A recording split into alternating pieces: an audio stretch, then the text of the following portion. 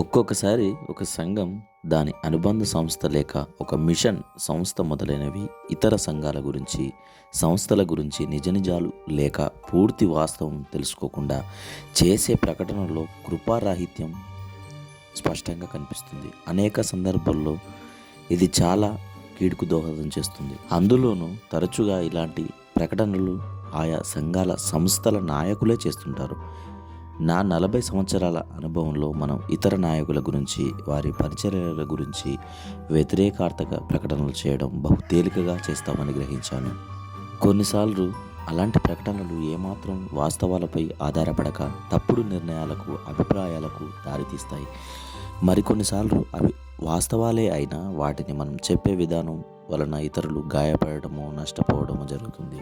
అందుకే దేవుని వాక్యం సెలవిస్తుంది, మత్తయి 18వ అధ్యాయంలో ఆదర్శాన్ని అనుసరించాల్సిన నిర్మాణాత్మక విమర్శ కృపారాహిత్యం అనేదానికి పూర్తిగా విభిన్నంగా ఉంటుంది. మరియు నీ సహోదరుడు నీ ఎడల తప్పిదం చేసిన ఎడల నీవు పోయి నీవును అతడును ఒంటరిగానున్నప్పుడు అతడిని గద్దింపుము.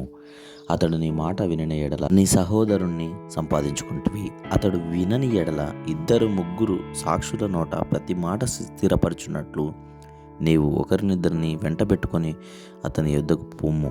అతడు వారి మాటలు వినని ఎడల ఆ సంగతి సంఘమునకు తెలియచెప్పుము. అతడు సంఘపు మాటయు వినని ఎడల అతనికి నీకు అన్యునిగాను సుంకరిగాను ఎంచుము. మత్తయి 18:15-17 వరకు.